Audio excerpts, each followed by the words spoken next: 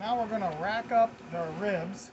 If you notice, I got all the racks out, and the reason is it's a lot easier to deal with cool racks than pulling hot racks out of a smoker. These are Louisiana grill verticals,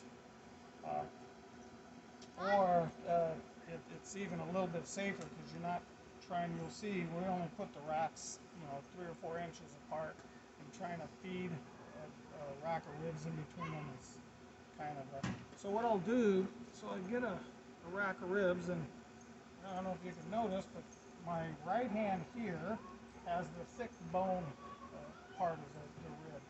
And so what I do is I always put, and it's because of the smoker, I always put the thick bone in, and you can see on this one where it is, it's in my left hand here, and I always put them facing together. So you have them, and I'll tell you what the reason why. And this other one, I'll just put it on here, and then for grins, we're going to go ahead and put some brats on here just to take up some space. I don't like smoking, especially in the verticals, without trying to fill up the space as much as possible. So that's it. That's racking the ribs.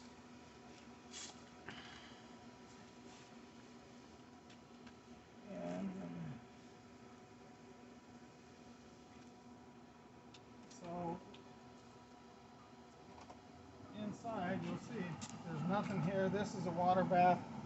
I'll do a whole video on the water bath. I don't use them, but in this model, you have to have a water bath because the catch-all for the drippings is right over the actual pellet igniter, and so it's really hot. And if you don't have a water bath in there, it's a really good chance you're going to get the fat hot, and then you're going to have a lot of problems. So what I'm going to do here first, I just have some water. I'm just going to pour it in here.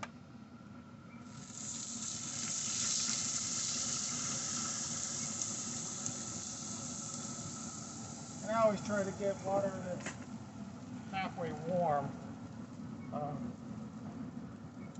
And we have some other things we're going to put in. So I'm going to put these, I'm going to turn it around. Now I know where the hot spots are on here. The hot spots are in the back, and the hot spots are on this side. So I'm going to go ahead and put this first rack, put it right up here, and because these brats will get done earlier. And then, because these are the thicker sides, I'm going to put these, I'm going to move them later, but I'm going to put them right here. I'm going to move them up as we fill up the grill, the smoker. Now I'm going to put in, these are, I can't even remember what they called them. They're picnic pork shoulders sliced. And these won't take long at all. So we're just going to put those. I'm just going to put these up here because it tends to be a little cooler up here. Now we'll be filling up this area as the day goes on.